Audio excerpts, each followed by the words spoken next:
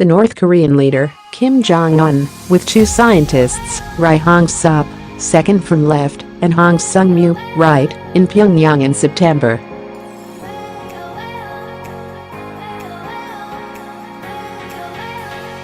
Washington, North Korea fired an intercontinental ballistic missile on Tuesday that flew both higher and longer than previous such launches, a bold act of defiance against President Trump after he put the country back on a list of state sponsors of terrorism.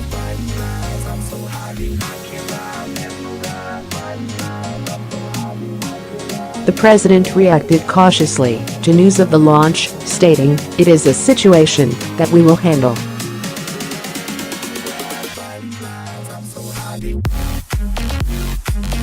But Defense Secretary Jim Mattis expressed greater concern, emphasizing what he said were technical advances on display in the 53-minute flight, which began when the missile was launched northeast of the capital, Pyongyang, and ended nearly 600 miles to the east when it landed in the Sea of Japan.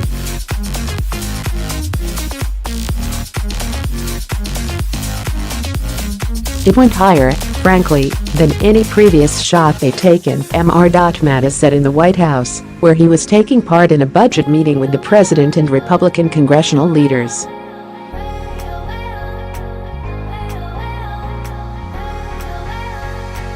The bottom line is, it's a continued effort to build a threat, a ballistic missile threat, that endangers world peace, regional peace, and certainly, the United States, the defense secretary said.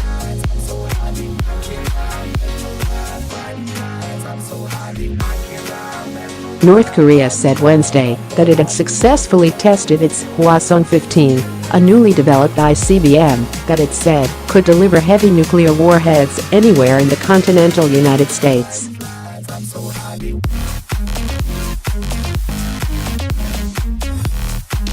The country called the new missile its most powerful ICBM, saying it meets the goal of the completion of the rocket weaponry system North Korea has been developing for decades.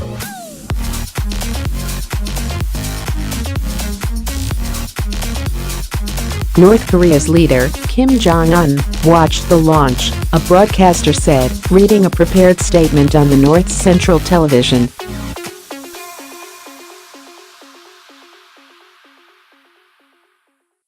Experts said this latest launch, which landed west of the northern end of Honshu, Japan's largest island, exhibited characteristics that underscored the increasing sophistication of North Korea's program.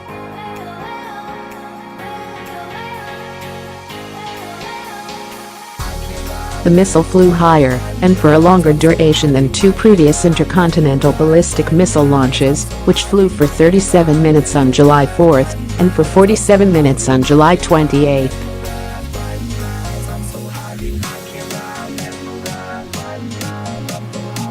David Wright, a scientist at the Union of Concerned Scientists, said the missile performed better than the two fired in July and exhibited a potential range of more than 8,000 miles, able to reach Washington or any other part of the continental United States.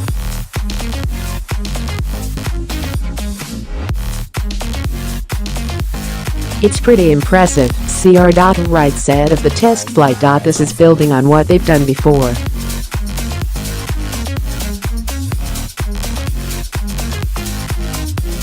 It's muscle flexing to show the U.S. that they're going to continue to make progress.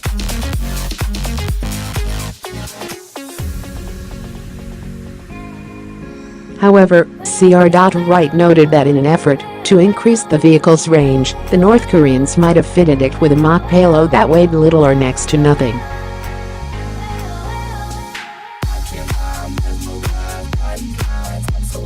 So the distance traveled, while impressive, does not necessarily translate into a working intercontinental ballistic missile that could deliver a thermonuclear warhead.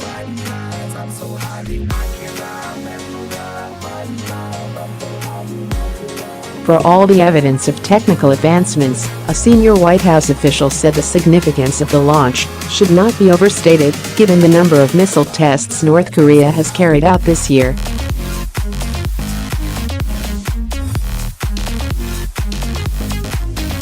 The White House had expected some form of retaliation after it put the North back on its list of state sponsors of terrorism last week.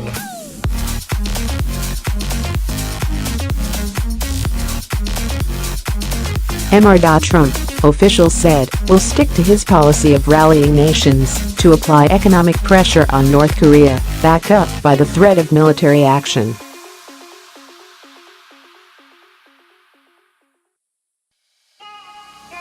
In a statement, Secretary of State Rex W. Tillerson condemned the launch. But he added, diplomatic options remain viable and open, for now.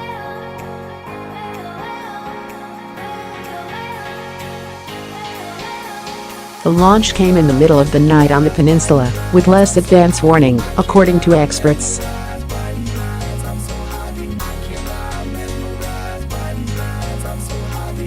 Aerial photographs of North Korean launch sites did not show missiles waiting on launch pads to be fueled, although Japanese officials had reported that radio telemetry pointed to a possible launch.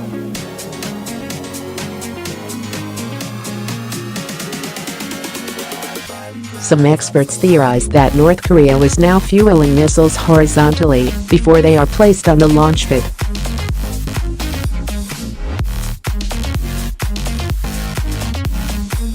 In the past, it went through a lengthier process of rolling a missile onto a launch pad, filling it with liquid fuel, and then launching it, steps that could take days.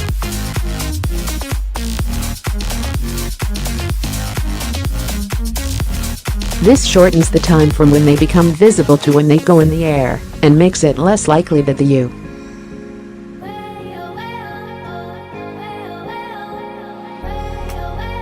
U.S. will be able to strike before it launches, said Roger Baker, a vice president of strategic analysis with Stratfor, a geopolitical risk analysis company.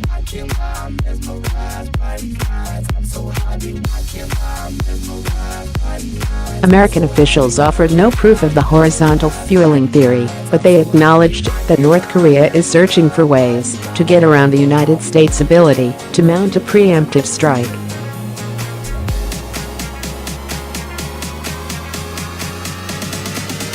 Mr. Mattis noted that South Korea had fired several pinpoint missiles into the water after the launch to make certain North Korea understands that they could be taken under fire by our ally.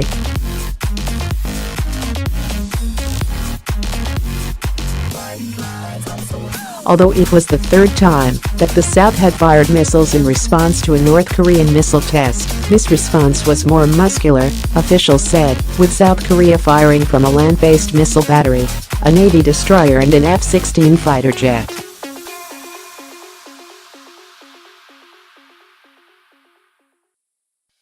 It was meant to show that the South have multiple ways of hitting a North Korean missile on the launch pad in a preemptive strike, according to South Korean military officials.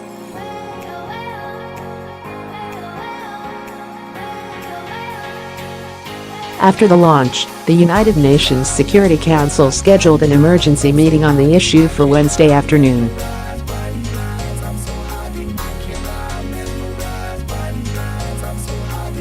Matthew Rycroft, Britain's ambassador to the United Nations, told reporters that the launch appeared to be yet again a reckless act by a regime which is more intent on building up its ballistic missile nuclear capability than it is on looking after its own people.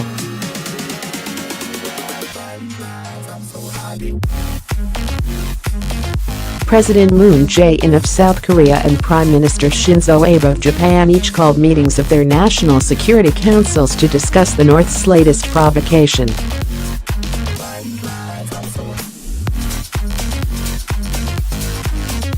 Mr. Trump called both leaders on Tuesday, at their request, according to the White House.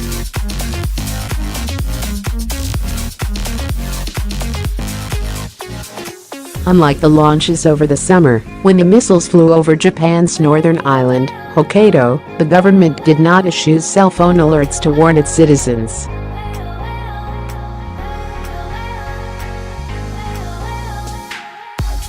In Washington, a spokesman for the Defense Department, Col. Robert Manning of the Army, said that the launch did not pose a threat to North America. Our territories are our allies, and added that the American commitment to the defense of South Korea and Japan remains ironclad.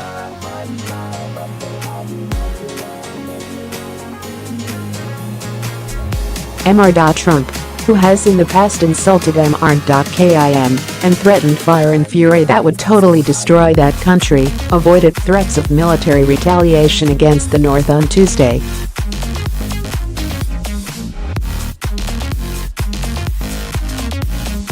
But he did not hesitate to use the specter of a military confrontation in Asia as leverage against the Democrats in the budget wars in Washington.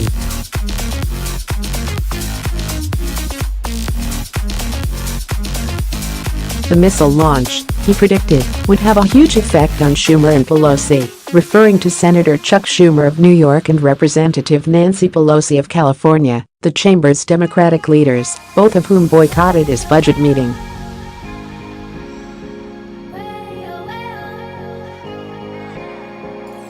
"If you look at the military, we want strong funding for the military," Mr. Trump said.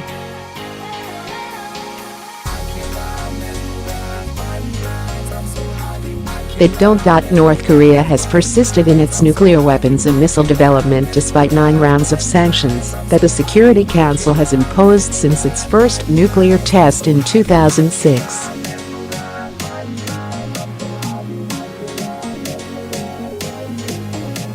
This year, the North has increased the frequency and daring of its missile tests, sending 2 missiles over Japan in August and September, while demonstrating technical progress that suggested it had developed the ability to strike the continental United States.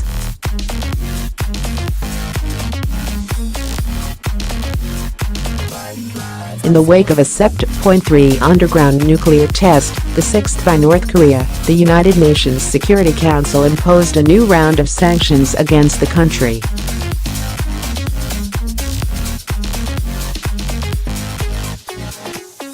In the nearly 3 months since that test, as leaders of North Korea and the United States have exchanged insults, the world has braced for another show of force by the North.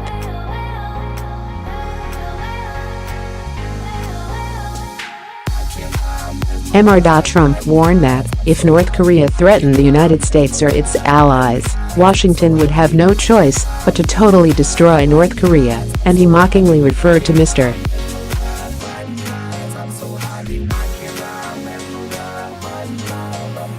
Kim as Rocket Man. Mr. responded by calling Mr. Trump a mentally deranged U.S.